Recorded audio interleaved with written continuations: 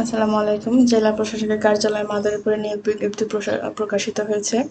এটা হচ্ছে জনপ্রশাসন মন্ত্রণালয় 12 নভেম্বর 2025 তারিখের স্মারকের পরিপ্রেক্ষিতে জেলা পর্যায়ে মাদারীপুর উপজেলা নির্বাহী অফিসারের কার্যালয় এবং সার্কিট হাউসের সাধারণ প্রশাসনের নিম্ন বর্ণিত শূন্য পদসমূহের বেতন স্কেল 2015 অনুযায়ী মাদারীপুরের স্থায়ী বাসিন্দাদের নিকট হতে অনলাইনে আবেদন দরখাস্ত করা যাচ্ছে। এখানে হচ্ছে পদের নাম, বেতন স্কেল, পদের সংখ্যা, ন্যূনতম শিক্ষাগত যোগ্যতা, অভিজ্ঞতা, অফিস সহায়ক গ্রেড 20, বেতন হচ্ছে 8,250 টাকা থেকে 20,010 টাকা 8টি। কোনো স্বীকৃত বোর্ড হইতে উচ্চ মাধ্যমিক বা মাধ্যমিকের সার্টিফিকেট থাকতে হবে। জেলা প্রশাসক এবং উপজেলা নির্বাহী অফিসারের কার্যালয়ের কর্মচারী নিয়োগ বিধিমালা 2020 এবং সংশোধিত বিধিমালা 2024-এর তফসিল 5 অনুযায়ী গৃহীত পরীক্ষা উত্তীর্ণ নিরাপত্তা প্রহরী গ্রেড 20, 8,250 টাকা 50 টাকা থেকে 20,010 টাকা 3টি। কোনো স্বীকৃত বোর্ড হইতে মাধ্যমিক সার্টিফিকেট বা সমান পরীক্ষা উত্তীর্ণ জেলা প্রশাসক এবং উপজেলা নির্বাহী অফিসারের কার্যালয়ের কর্মচারী নিয়োগ বিধিমালা 20। পরিচ্ছন্ন কর্মী হচ্ছে 5টি, 20তম গ্রেড।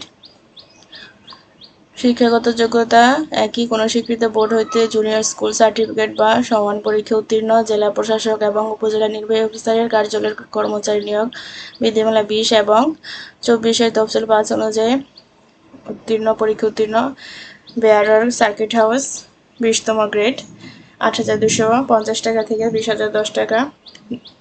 পদ সংখ্যা হচ্ছে 2টি। কোনো স্বীকৃত বোর্ড হতে উচ্চ মাধ্যমিক সার্টিফিকেট বা সমান পরীক্ষা উত্তীর্ণ জেলা প্রশাসক উপজেলা নির্বাহী অফিসারের কার্যালয়ে। শর্তাবলী হচ্ছে প্রার্থীকে অবশ্যই বাংলাদেশের নাগরিক ও মাদারীপুর জেলার স্থায়ী বাসিন্দা হতে হবে। প্রার্থী বয়সসীমা 1 মার্চ 2026 তারিখে 18 থেকে 32 বছরের মধ্যে হতে হবে। বয়সের ক্ষেত্রে কোনো এফিডেভিট গ্রহণযোগ্য নয়। এছাড়া বয়সসীমা সংক্রান্ত অন্যান্য প্রচলিত বিধিবিধান প্রযোজ্য হবে। বিবাহিত মহিলা প্রার্থীদের ক্ষেত্রে স্বামীর স্থায়ী ঠিকানা উল্লেখ করতে হবে। বিভাগীয় বা চাকরিরত প্রার্থীগণকে যথাযথ কর্তৃপক্ষের নিকট হতে লিখিত অনুমতি গ্রহণ করে নির্ধারিত সময়ের মধ্যে আবেদন করতে হবে এবং উক্ত অনুমতিপত্র মৌখিক পরীক্ষার সময় সাক্ষাৎকার বোর্ডের নিকট দাখিল করতে হবে। বিভাগীয় চাকরিরত প্রার্থীর আবেদনের কোনো অগ্রিম কপি গ্রহণযোগ্য বলে বিবেচিত হবে না। লিখিত ব্যবহারিক পরীক্ষায় উত্তীর্ণ প্রার্থীদের মৌখিক পরীক্ষার সময় নিম্নোক্ত কাগজপত্রাদির মূল কপি উপস্থাপন করতে হবে। অনলাইনে পূরণকৃত আবেদনপত্রের কপি, শিক্ষাগত যোগ্যতা সনদের কপি, পৌরসভা বা ইউনিয়ন পরিষদের চেয়ারম্যানের নাগরিকের সনদ, জাতীয় পরিচয়পত্র, বীর মুক্তিযোদ্ধা, তারপরে হচ্ছে প্রার্থীর তৃতীয় লিঙ্গের প্রার্থীদের ক্ষেত্রে সিভিল সার্জন কর্তৃক প্রদত্ত সনদপত্র, শারীরিক প্রতিবন্ধী ক্ষুদ্র নিগোষ্ঠীদের নিজ নিজ পরিচয় বিষয়ক সনদপত্র, অভিজ্ঞতা থাকলে অভিজ্ঞতা সনদপত্র। কোটা সম্পর্কিত সর্বশেষ সরকারি নীতিমালা অনুসরণ করা হবে। নিয়োগের জন্য কোনো সুপারিশ বা তদবির গ্রহণযোগ্য হবে না।